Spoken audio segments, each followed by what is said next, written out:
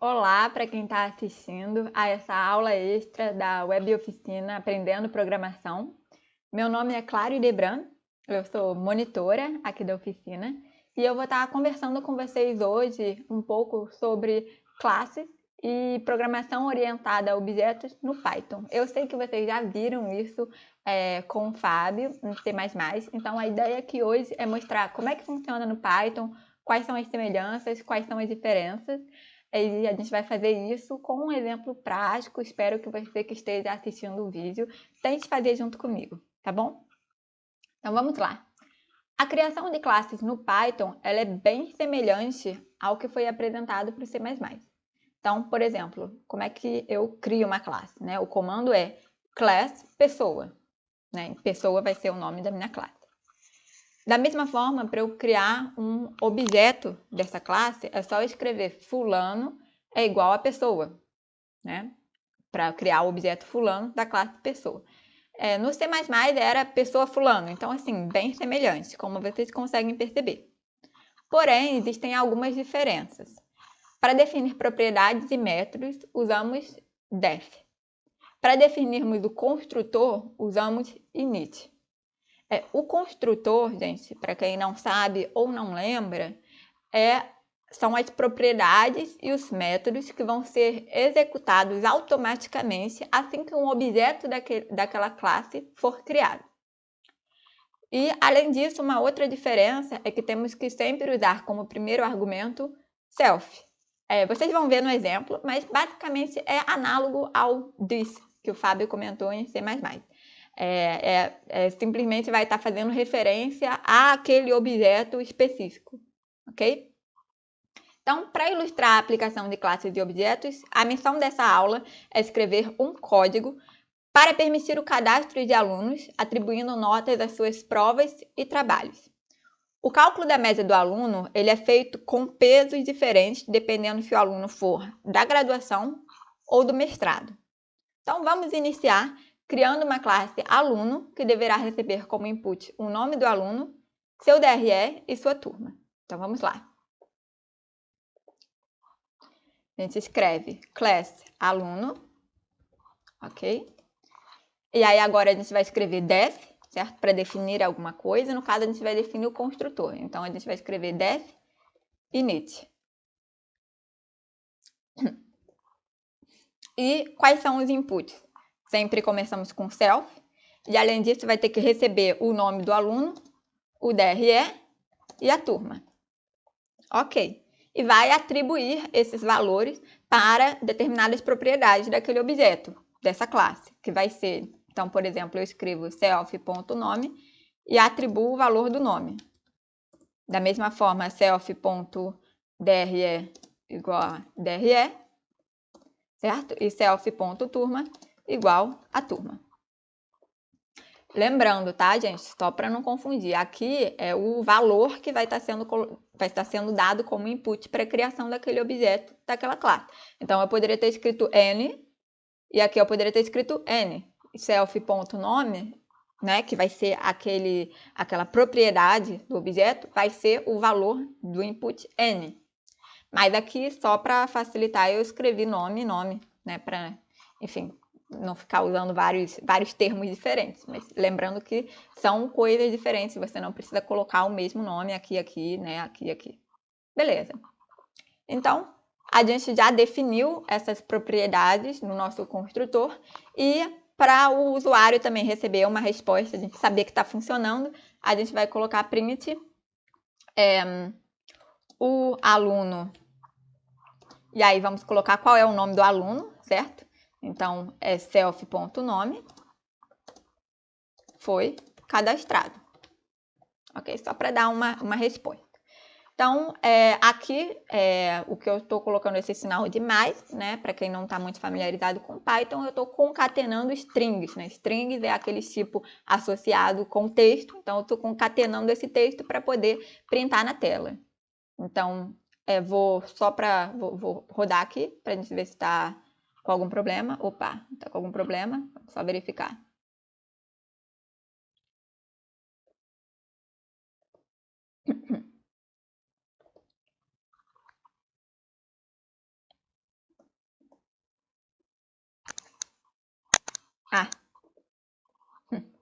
É esse o problema. Às vezes acontece, né, gente? Acontece com todos nós. Tava para fora aqui da minha definição dentro dessa classe. Ok, então vamos fazer um teste. Vamos só definir aqui, por exemplo, Clara, certo? Como sendo um aluno, ok? Que o nome vai ser Clara, né? O DRE vai ser 160, o DRE é um número, né, do aluno. E a turma eu vou colocar, por exemplo, M1. Enfim, então vamos ver se está funcionando corretamente. O aluno Clara foi cadastrado, parece que está funcionando, beleza? Bom, o construtor acima estabeleceu algumas propriedades da classe aluno. Agora precisamos escrever um método para atribuir uma nota ao aluno, podendo ser uma nota de uma prova ou de um trabalho, né? E a nota tem que ser entre 0 e 10 e não pode ser usada nenhuma outra forma de avaliação. Então vamos aproveitar esse código que a gente já estava escrevendo aqui, vamos copiar e colar ele aqui. Ok. E agora nós vamos definir esse método. Então, nós vamos definir o método atribui nota. Sempre começamos escrevendo self, lembrando. A nota vai receber como input a nota e o tipo de avaliação. Ok. Então, vamos lá. Quando a gente vai calcular a média, né, o que a gente precisa? Então, o aluno fez, por exemplo, 2 provas e 3 trabalhos. Então, eu preciso saber qual é a soma de todas as notas de provas que ele recebeu e dividir isso pela quantidade de provas, certo? Então, eu vou precisar definir algumas coisas aqui. Quantas provas ele fez e recebeu nota, quantos trabalhos e qual é o somatório das notas.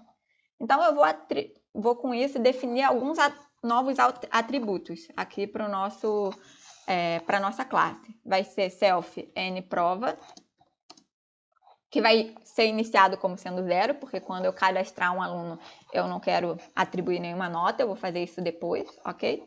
Então, self.notaProva a gente vai definir como sendo 0. Da mesma forma, para nTrabalho, sendo 0, e nota trabalho, a gente vai iniciar sendo 0. E aí, o que vai acontecer quando a gente tentar atribuir uma nota? Se a minha avaliação for a prova, então if a avaliação for prova, o que eu quero fazer? Eu quero dizer que, ok, uma nota a mais de prova foi cadastrada, então self.nProva a gente vai incrementar de 1, ok? E a nota prova a gente vai incrementar do valor da nota que aquele aluno tirou. Ok. Agora, se a avaliação, então, se a avaliação for trabalho, aí o que a gente vai precisar fazer? A mesma coisa, só que agora com trabalho. Então, vou só copiar e alterar aqui. Vai ser nTrabalho,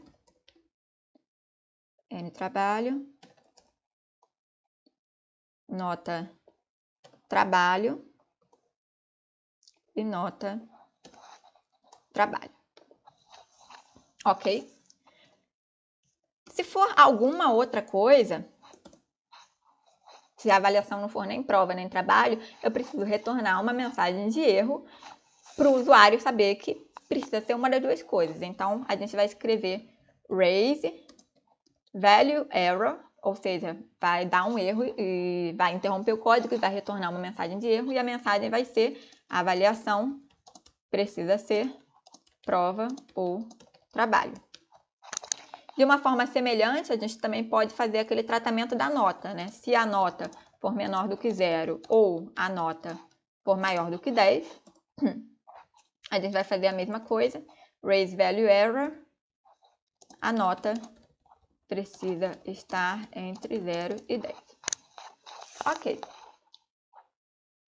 Então, vamos verificar aqui se está tudo certo e vamos testar o código, né? Criando aqui o aluno João e atribuindo notas. Então, vamos criar aqui, o aluno João foi cadastrado.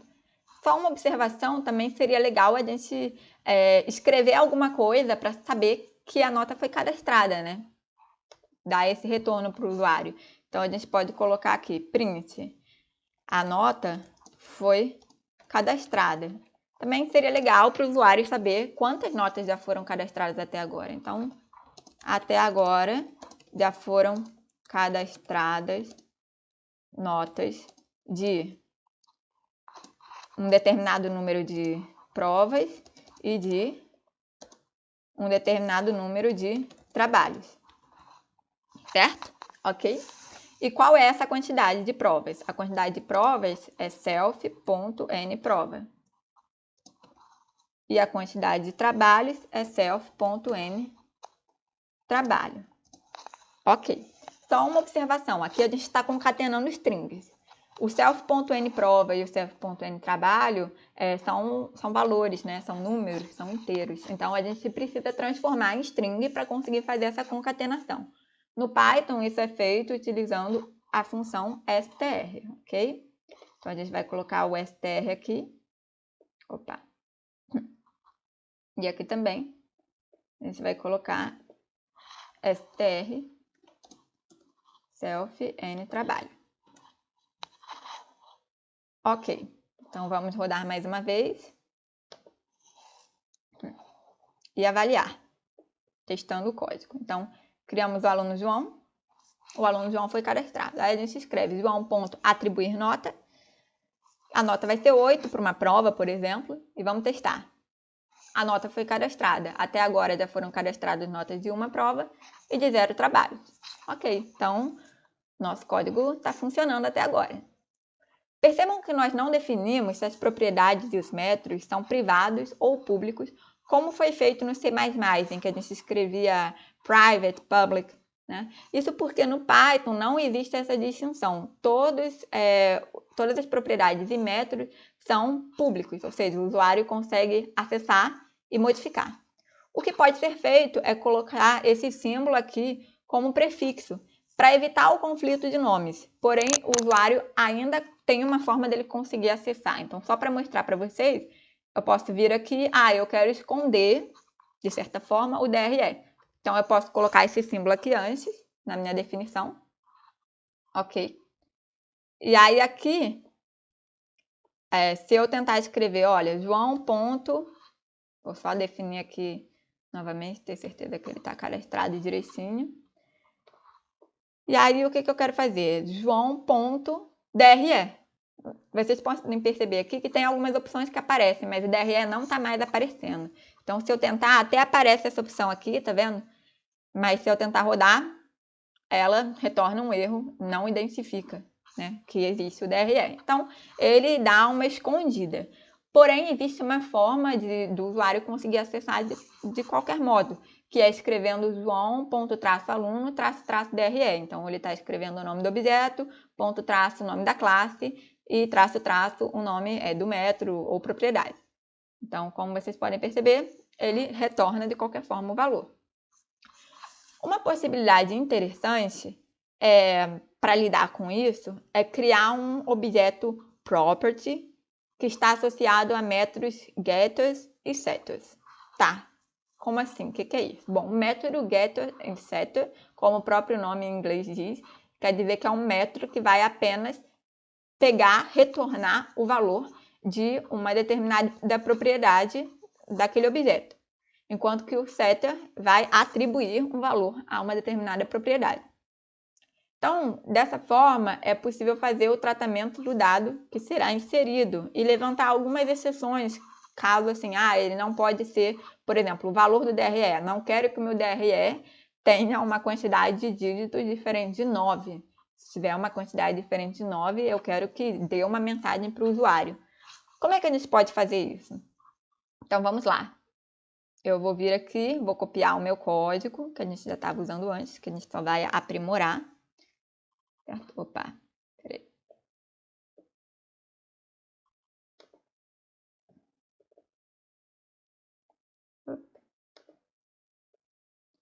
Devia ter copiado isso antes. Isso. Não tem problema não, vocês estão entendendo. Vamos lá.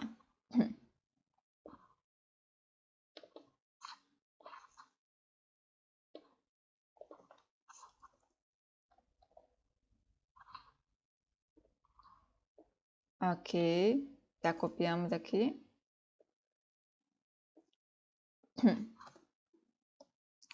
Agora, vamos lá. Então, estamos aqui com a minha classe aluno de novo. Agora, vamos fazer essa modificação, definir métodos getters e setters. Então, nós vamos definir getDRE, ok? Então, mais uma vez, self.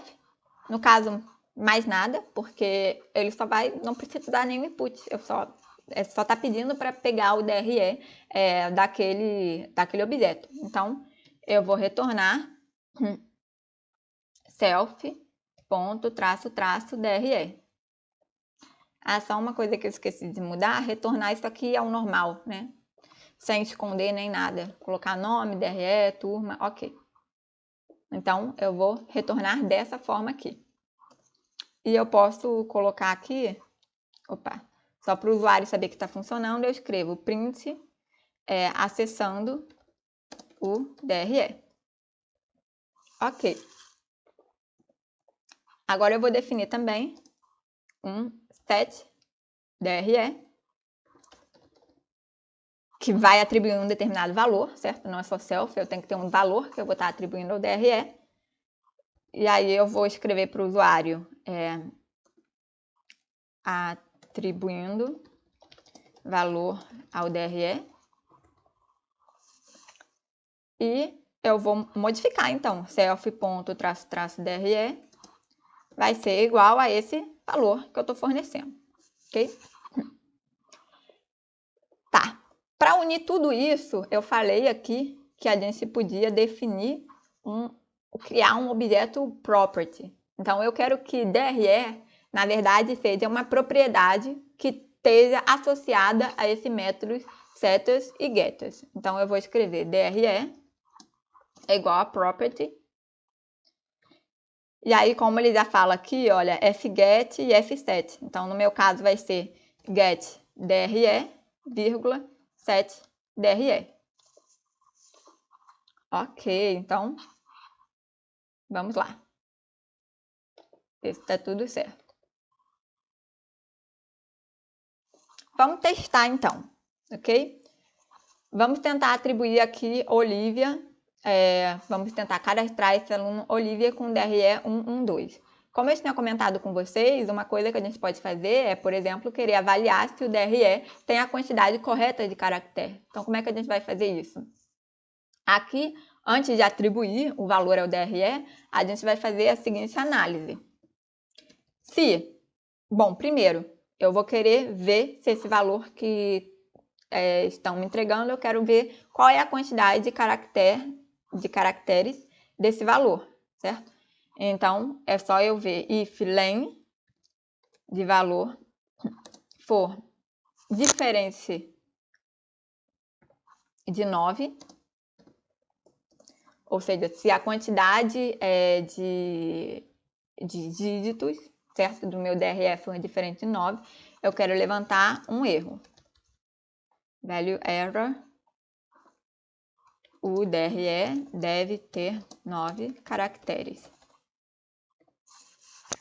Ok? Porque eu sempre confundo qual é a ordem para colocar o sinal de diferença aqui no Python. Ok, só tem uma observação, tá? Aqui, quando eu coloco len valor, é uma função do Python que vai estar vendo a quantidade de caracteres de uma string. Como o meu valor pode ser, por exemplo, um número, né? Ele pode entregar o meu DRE como sendo apenas um número e não uma string. Então, eu primeiro preciso converter para string, ok? Então, eu posso vir aqui e ver que o DRE vai ser a string de DRE. E aí, depois, eu faço essa análise. DRE não, desculpa, gente. Valor, porque o input, o DRE que eu estou atribuindo, eu chamei de valor aqui, né? Então, vamos colocar valor e valor. Ok, vamos tentar mais uma vez. Ver se está tudo certo. Ok? E tentar criar a Olivia, cadastrar esse aluno, com o DRE 122. Vamos ver o que vai acontecer. Então, ele estava tentando atribuir o valor ao DRE, só que aí ele retornou um erro. Por quê? Porque o DRE deve ter 9 caracteres, foi o que a gente definiu. Então, aqui eu vou tentar um outro valor, agora com 9 caracteres. Atribuindo valor ao DRE, o aluno Olivia foi cadastrado, deu tudo certo, ok? Então, o que acontece? Por que essa frase está sendo inserida aqui?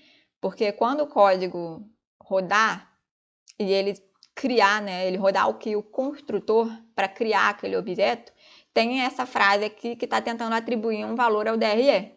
E como a gente falou que o DRE é uma propriedade associada ao getDRE e o setDRE, automaticamente ele vai falar, estou tentando atribuir um valor a essa propriedade. Para eu atribuir o valor, eu preciso rodar esse cara aqui. Por isso que ele printa, atribuindo valor ao DRE. Ok? Bom, entretanto, nós poderíamos criar duas classes diferentes, graduandos e mestrandos. Ambos são alunos, então eles têm todas essas propriedades que a gente já mencionou e o método de atribuir nota também. Só que eles vão se diferenciar no cálculo da média final do aluno. Enquanto que para o graduando o peso das notas de provas de trabalho vai ser igual, para os mestrandos os trabalhos vão ter peso 2, por exemplo. Então, assim, para eu definir essas classes, será que eu preciso repetir todo aquele código de novo para cada uma delas? Não, o que eu posso fazer é o seguinte, eu posso criar uma classe pai, que é a classe aluno, com todos aqueles atributos e métodos, e eu posso referenciar essa classe quando eu estiver criando os graduandos e mestrandos, que é o conceito de herança, ele vai herdar aquelas propriedades e métodos, ok? E vai ter uma coisa diferente, que vai ser a forma de calcular a média. Então, vamos tentar. Vamos criar aqui primeiro a classe class graduando. E como é que eu vou definir a classe do graduando? Vamos lá. A gente vai começar aqui. Normalmente, como é que a gente fazia? A gente definia, ok, class graduando, definite, tananã. Ok, então isso vai ser semelhante, certo? A gente vai iniciar o nosso construtor.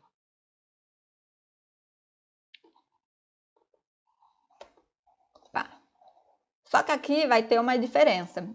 A gente vai pegar aluno de nome, DRE e de turma. A gente vai fazer essa referência.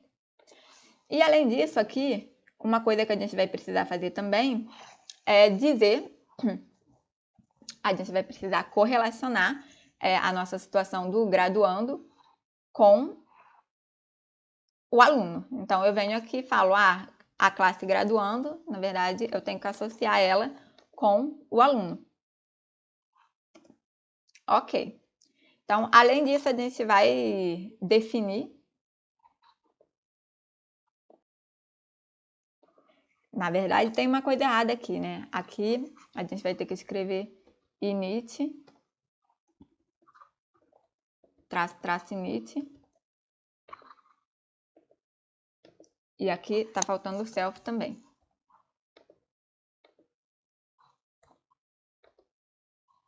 Opa, pera aí, que eu acho que eu tô confundindo. Deixa eu pegar uma colinha aqui para ter certeza. Se escreve assim, aluno ponto traço início. Ah, eu coloquei o aluno depois.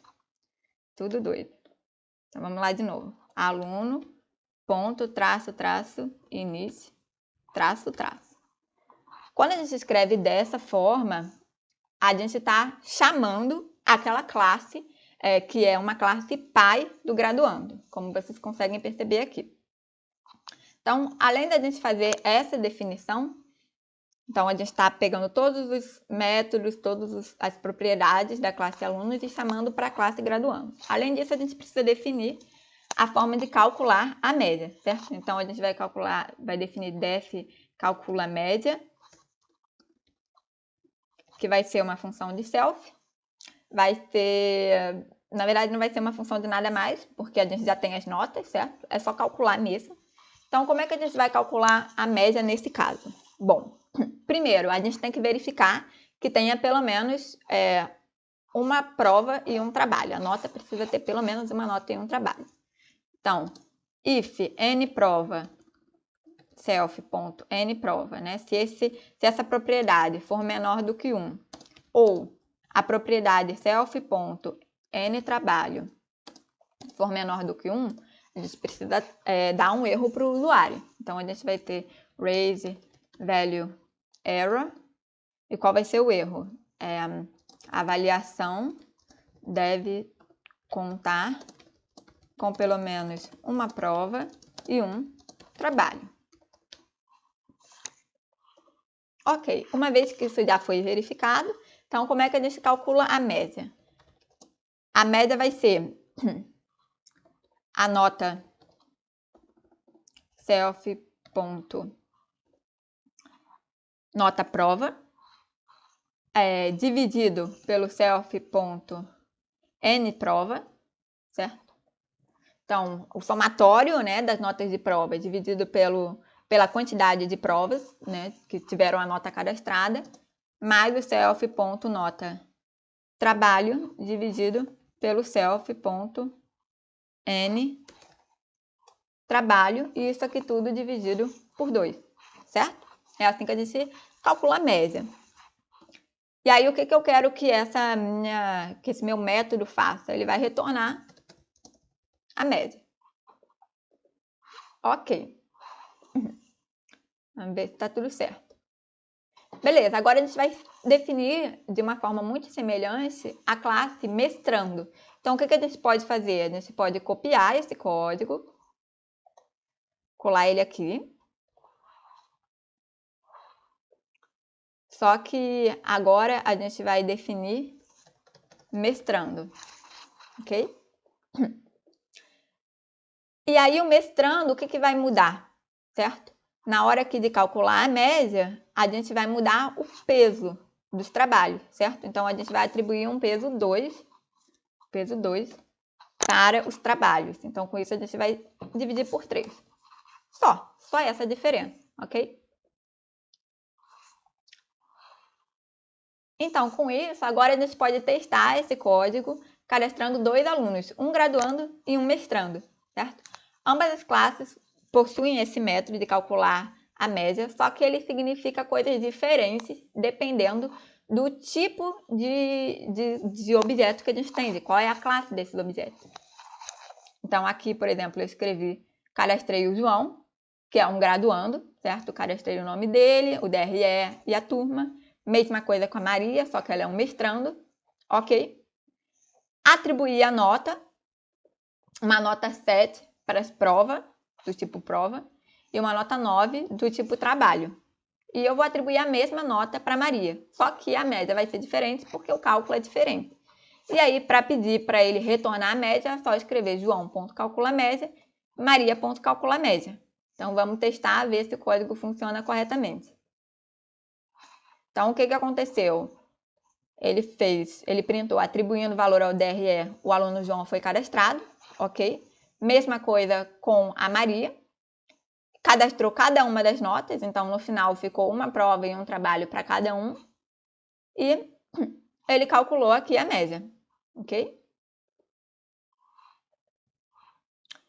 Uma observação, ficou faltando...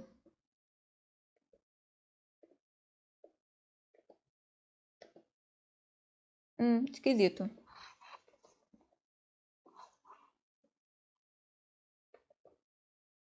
João.calcula a média e Maria.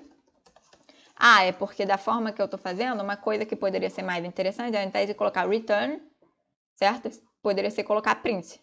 Talvez fosse melhor. Então, vamos colocar aqui print média. E aqui também a gente coloca print média. Ok? Aí aqui só para mostrar mais uma vez. Maria.calcula média. Vamos lá. Esqueci de atualizar aqui os valores, rodar os códigos. Então, vamos rodar esse aqui de novo. Rodar esse aqui de novo. Beleza. E agora vamos tentar executar. Ok, então com isso, vocês podem perceber que, embora as notas atribuídas aos dois alunos tenham sido iguais, a média que foi calculada é diferente por causa da questão do peso. Então, eu queria encerrar essa aulinha aqui, essa aula extra, comentando para vocês um pouco sobre a aplicação de ter, por que é tão útil, né, você criar classes e objetos.